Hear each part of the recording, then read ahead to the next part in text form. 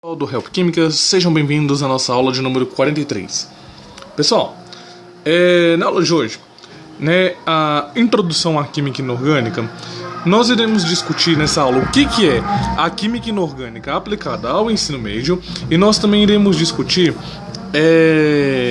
os assuntos que nós estaremos vendo nessa nova playlist, né, pessoal? Então, justamente porque alguns assuntos que algumas escolas costumam passar no primeiro ano, eu quero passar um pouquinho mais para frente, justamente por falta de alguns conhecimentos, né, necessários para entendermos entendermos certos assuntos, né? Igual, tipo assim, o meu maior receio é de estar pesando muito a playlist de segundo ano, mas infelizmente tá lá quase todo o conhecimento que nós vamos precisar para química inorgânica. Mas por fim, vamos lá, vamos começar então ao trabalho aqui, né? Pessoal, desculpa, aqui esbarrei na câmera. Pessoal, a primeira coisa que nós temos que entender é o que é a química inorgânica. Bom, pessoal, a química inorgânica ela é o ramo da química que vai estudar os minerais presentes na natureza, as suas características físico-químicas, vai estudar o seu comportamento, né? Ou seja, a química inorgânica, ela estuda aquilo que não tem vida, aquilo que não faz parte diretamente com a vida, né? Nós sabemos que os minerais eles são extremamente importantes para os funcionamentos de algumas enzimas no corpo humano, certo? Porém, aqui nós estudaremos eles de uma forma mais geral, sem focar muito para o lado da biologia. Beleza? Talvez quando nós formos falar de química ambiental, nós falamos um pouquinho disso. Então vamos lá, pessoal.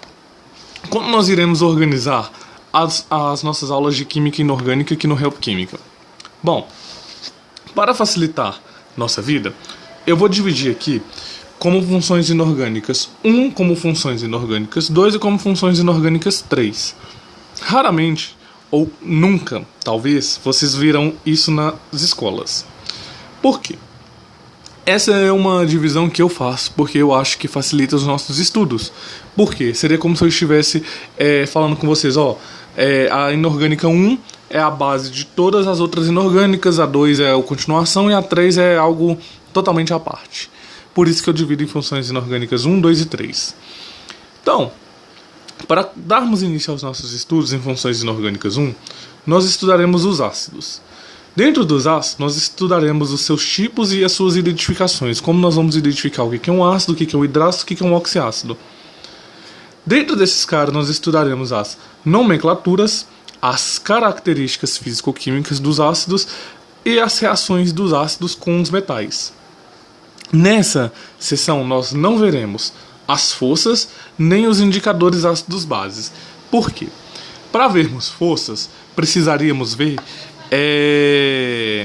constante de equilíbrio. E isso nós veremos somente em equilíbrio químico lá no segundo ano. Para vermos indicadores, nós teremos que ver a escala de pH e pOH. Também nós veremos lá no segundo ano, um pouquinho mais para frente ainda. Por isso, então, eu acho que não tem necessidade de vermos isso aqui. Beleza? Na sequência, então, veremos as bases. Dentro das bases, nós aprenderemos a fazer as identificações, a fazer a nomenclatura, quais serão as características das bases, a sua classificação, né, quanto a quantidade de íons que vão estar sendo liberadas, e também aprenderemos a solubilidade das bases, que serão muito importantes no futuro para a gente. Nas funções inorgânicas 2, nós veremos os sais.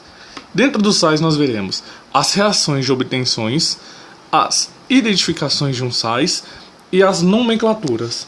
Não veremos, por enquanto, os tipos de sais, ácidos, bases, etc.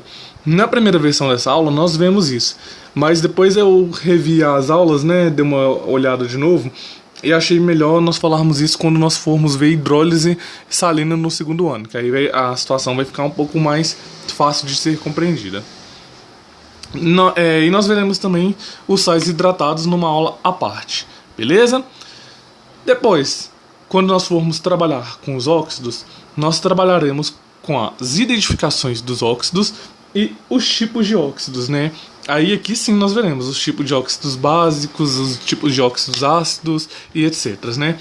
E para finalizar tudo das funções inorgânicas 1 e 2, nós faremos um resumão geral, né? Tipo o que eu fiz para as ligações químicas, porque eles vão nos ajudar no nosso trabalho. Quando nós fizermos esse trabalho, nós partiremos para as funções inorgânicas 3. Dentro das funções inorgânicas 3, que serão os últimos ramos das funções inorgânicas que nós veremos, nós trabalharemos com peróxidos, né? Dentro de peróxidos aprenderemos a identificar o que é um peróxido e fazer a sua nomenclatura. E depois nós trabalharemos com os hidretos, que na minha opinião é que são a classe de funções inorgânicas mais difícil e chatinha de ser compreendida. Mas nós vamos conseguir, né? E dentro dos hidretos nós veremos as identificações, aprenderemos a dar nomenclatura e faremos as reações químicas dos hidretos. Beleza, pessoal? Então tá bom. Assim será a divisão de aulas de química inorgânica. Beleza? Continue na sequência então que nós vamos começar a falar de ácidos. Tá bom? Forte abraço e até já.